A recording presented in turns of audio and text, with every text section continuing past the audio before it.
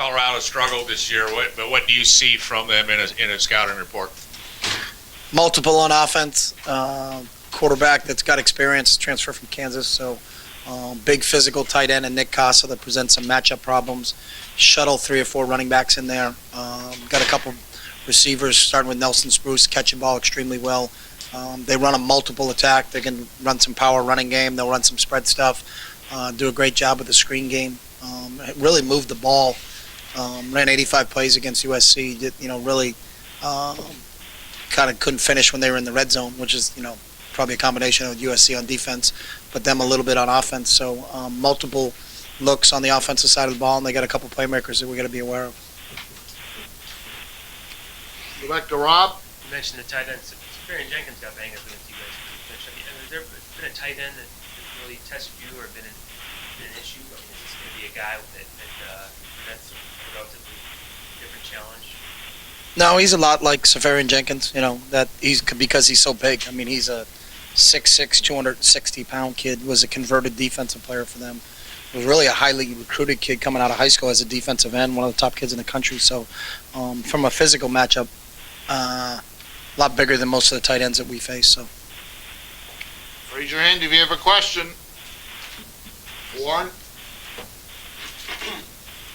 Chip, trap game we hear that a lot, but is there more of an emphasis on a team like this to emphasize not going to sleep and always doing your job? I know you talk about winning the day, but is that something that is a concern with a team like this?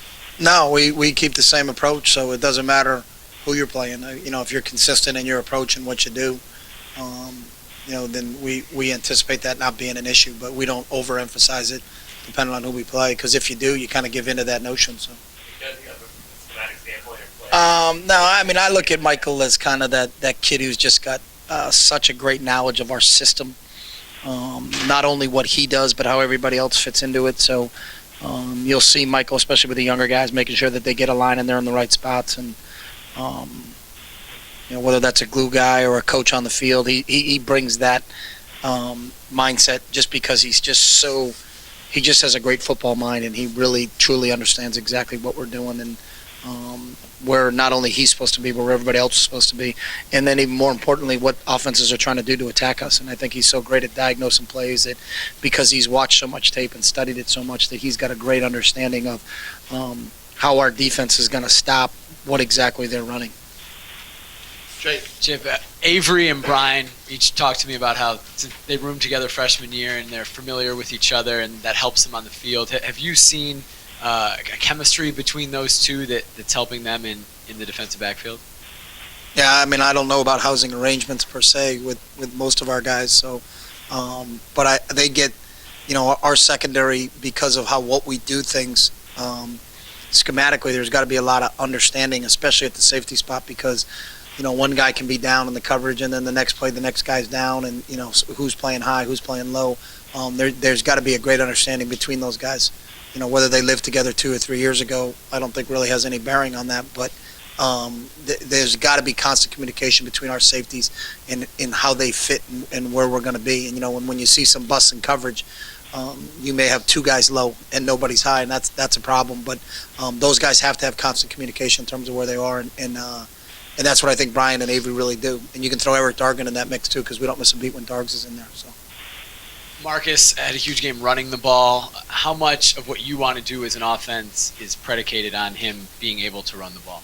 It's always been predicated on the same thing. It's predicated on what the defense does, because we don't go into a game saying, hey, we want to run the quarterback. We don't have designed quarterback runs where we snap it directly to the quarterback and he's just running it. It's all part of the when our quarterback's taking off, whether it's a scramble play or somebody's covered and they give him an opportunity to take off and run, or whether it's a read play. But we'll play some teams that our quarterback doesn't have a carry, but that's not because we didn't call it. We called the same plays in some games, and the quarterback's forced to run a little bit more, and then in other games he's not forced to run it. So it's really kind of what the defense dictates in terms of what we're going to do. But the one thing with Marcus is if the defense dictates that he's going to run, he can hurt them. So. Chip, your defense number 1 in the red zone in the nation. What's been working? Why are you guys so successful there? I think our guys just have a number 1, a great understanding of what we do. Real intelligent group of of players, and we're really athletic. And when the field starts to get constricted, when you get down there, we've got athletic guys that can cover a lot of space. So it's a combination of really, I think, their intelligence and their athletic ability that allows us to play that high-level defense in the red zone. Also on defense, 14 interceptions on the season.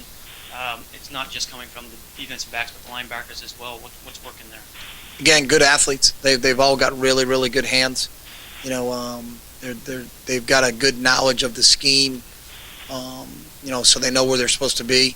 But when the ball's shown to them, there's a lot of teams that, you know, they got more pass breakups and interceptions, and it's because maybe they don't catch the ball as well. But we've got a bunch of guys that got outstanding hands, and you know, in that group, Bo's got great hands. Kiko's got really, really good hands. Michael Clay's got good hands.